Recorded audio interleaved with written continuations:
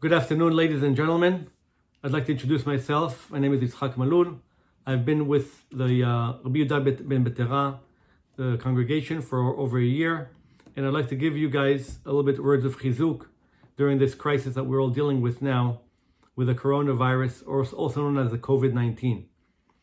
Anytime there's a crisis happening in the world, Am Yisrael is supposed to draw a lesson from that. The Gemara in Masechet Barachot teaches us that when there is an earthquake in the far distant land, or when there is mudslides in California, Am Yisrael is supposed to learn a lesson from that situation. Hashem brings natural disasters to the world in order to awaken up Am Yisrael.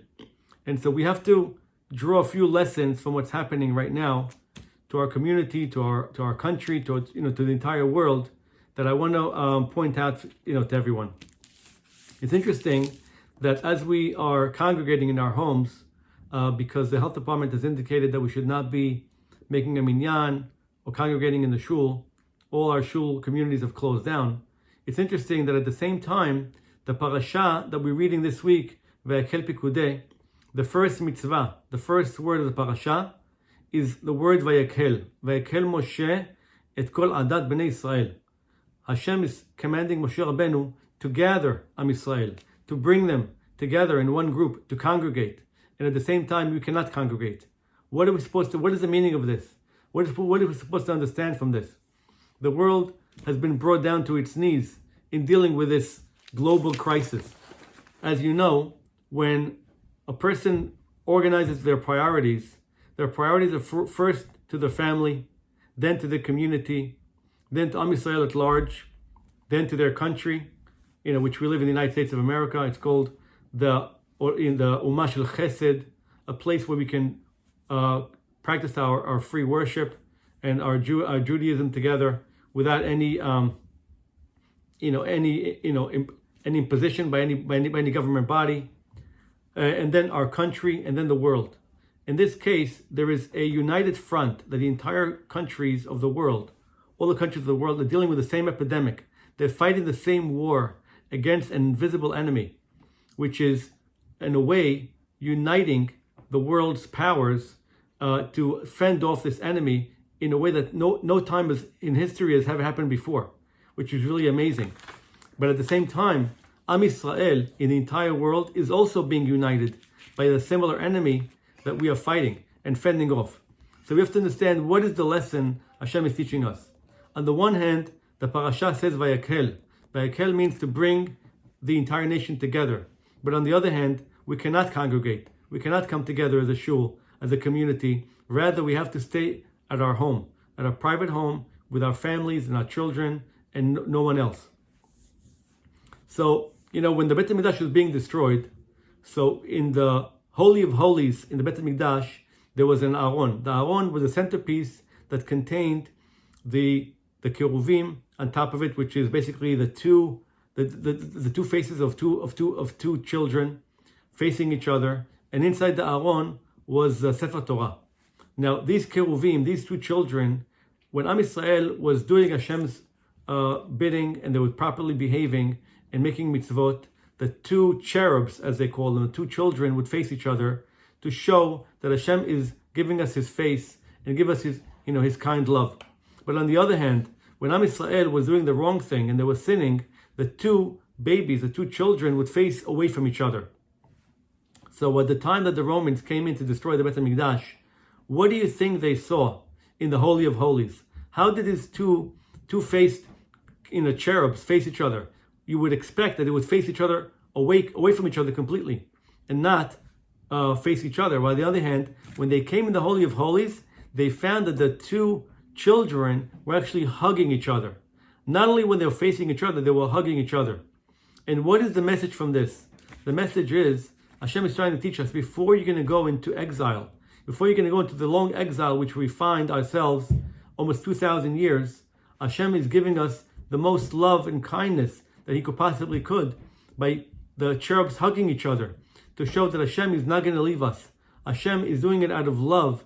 He chased us away from our land and our country and the Beit HaMikdash, not as a way of punishment, but as a way of love to bring us back closer to Him. In a similar way, we have been removed from our shuls, from our community, and brought into our home. A home is also called a mikdash me'at, a small bet hamikdash, because a person is supposed to bring the Shekhinah into his home by bringing shalom, bringing peace and happiness to his house, by educating his children in the proper ways of Torah, and therefore we were removed for the mikdash of the community from the shul, but we are putting ourselves into mikdash me'at. Hashem wants us to build the mikdash me'at, because Hashem is only going to bring the geula when there is shalom, when there is peace and happiness in the world. And in a way, technology has been, sort of an enemy over the past decade. But on the other hand, now we find ourselves using technology in a very positive way. Children are being schooled over the internet, over iPads and applications. Their teachers are connecting to them. They're giving classes. The community rabbis are giving classes over the technology, and it's just an amazing power, amazing tool that we are converting from a negative impact to a positive impact, and it's really drawing people together. This type of unity is what Hashem is looking for. But Hashem is telling us that when the people are going into shul and they're praying, they're praying every day, 3 times a day. But the problem is, it's becoming such a routine. It's become such a routine that Hashem is telling us, I don't want you to go to shul. Because when you go to shul, you're conversing with your friend, you're talking, it's becoming a routine that you're not really focused on prayer. I mean, in truth, it's hard to blame ourselves, because a person prays 3 times a day, which is almost 1,000 prayers a year. And the Gemara tells us that a person should say 100 brachot every single day, which is 36,000 brachot a year. So out of doing it out of rot, out of continuation over and over again, people become accustomed to it so much that they're not focused anymore. There's no kavanah. There's no intent. The Gemara in Masechet Brachot, page 32, says that 4 things need chizuk. They need to be strengthened. One of them is tefilah. Tefilah has to be strengthened in such a way, because over time, the tefilah, our power to mechaven, to have a kavanah, becomes weakened. It's interesting that the page in the Gemara is daf lamed bet, which is lev, which is a heart. The Gemara says, Rachmana liba ba'eh. Hashem is intending, He wants our heart, and our heart in kavanah, to put the proper intention. There's a story about the Satmar Rebbe that he went to a wedding, and there was a batchen, a guy who comes an entertainer, and he came and says jokes and plays an act, and he asked Satmar Rebbe if he can mimic him, if he can make believe like he was him, and make a joke out of it. So Satmar Rebbe gave him permission. So he took a talit, he put it on his head, and he was shaking and davening and praying, and everyone was amazed. How could this entertainer copy Satmar Rebbe exactly to the T? And Satmar Rebbe was watching from the side, and he was amazed. And a few minutes later, Satmar Rebbe began to cry. And at the beginning, the entertainer did not realize why the Rebbe is crying.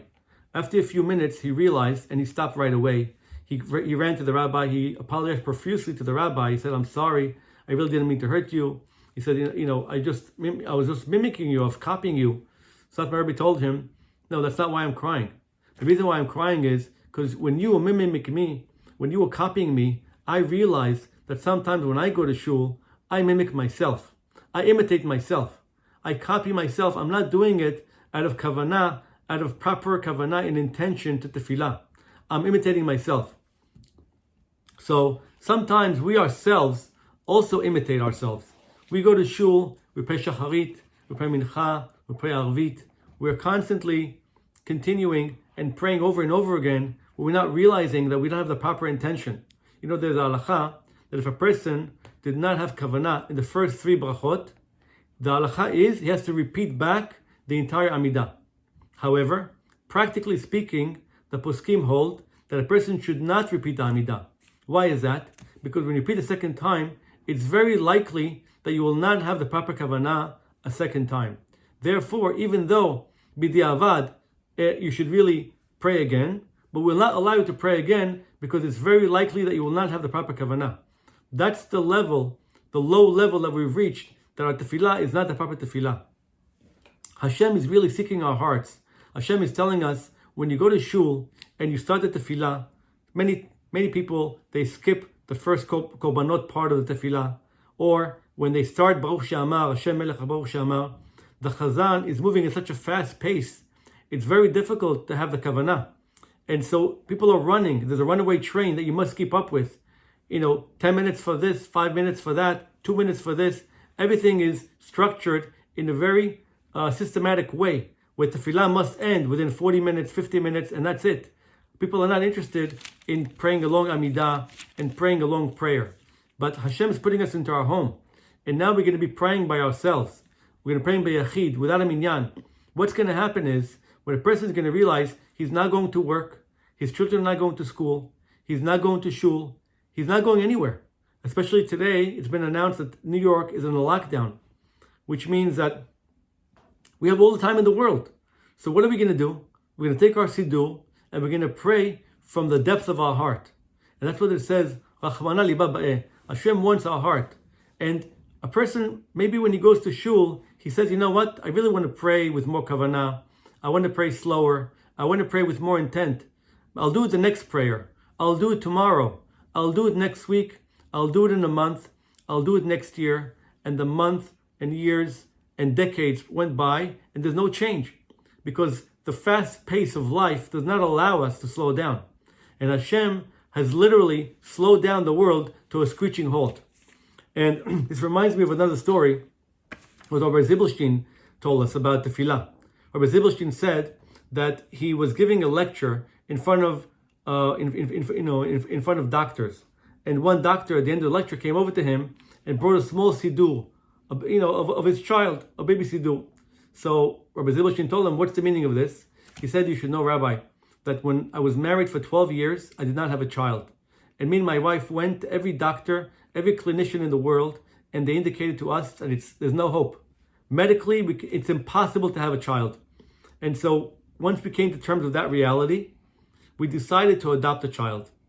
And about 2 years ago, my son became 5 years old, the son that we adopted.